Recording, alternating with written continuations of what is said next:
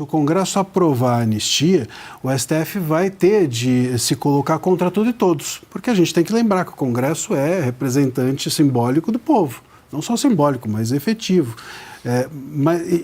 E a gente já tem visto até o próprio Executivo, ou membros do Executivo, considerando a possibilidade. Eu acho que o STF tem o receio de ficar isolado.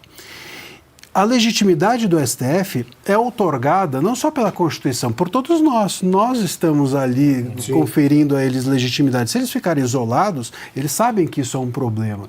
Por isso que eu acho que eles estão tentando fazer algum tipo de costura para que não sobre tudo nas mãos deles. Isso já é um bom sinal, porque claro, até 2, 3 um ano atrás ou algo assim, o STF não estava pouco preocupado se ele vai ser bem visto ou não. Então, haver pelo menos um pouco de preocupação se eles vão ficar isolados parece ser pelo menos um bom sinal. E isso por quê? Porque o Congresso fez lei, porque o Congresso confrontou-se, porque o Congresso discutiu, está indo adiante, e essa é a grande força que ele tem de fato, e ele precisa saber disso.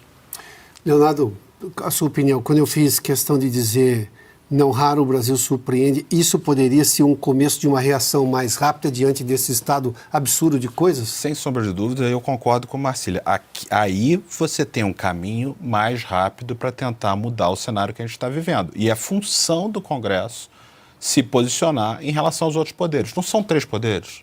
Sim. Se são 3 poderes, o poder tem que agir como poder. E o Congresso não está agindo como poder, ele precisa agir como poder. Aliás, é curioso, né? Quando há interesse pessoal, ele age como poder. Sim, claro. Porque ele não cumpriu a decisão do Flávio Dino, do ministro Flávio Dino, sobre o ponto das emendas. Ou seja, o Congresso sabe que pode fazer isso, mas nas questões que são relativas aos direitos e garantias do cidadão, do indivíduo, que foi quem botou eles lá, eles não estão fazendo.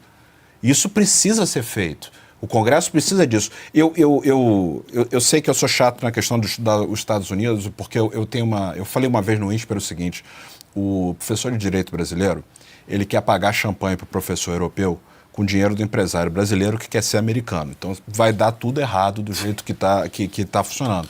E eu gosto de citar o exemplo americano porque, primeiro, é a república mais antiga que a gente tem. A Constituição tem 200 anos. Sim. Quando eu estava estudando lá, uma vez eu e um colega chileno falamos assim, vamos no Museu da Constituição. Eu estava na Filadélfia, tinha um Museu da Constituição. E se a gente ia fazer prova, eu falei, vamos no museu no final de semana. E um colega italiano, passando por nós de bicicleta, virou e falou assim, para quê? Para ver um documento de 200 anos? A casa da minha avó na Itália tem 600 anos. Tá, mas nos 200 anos...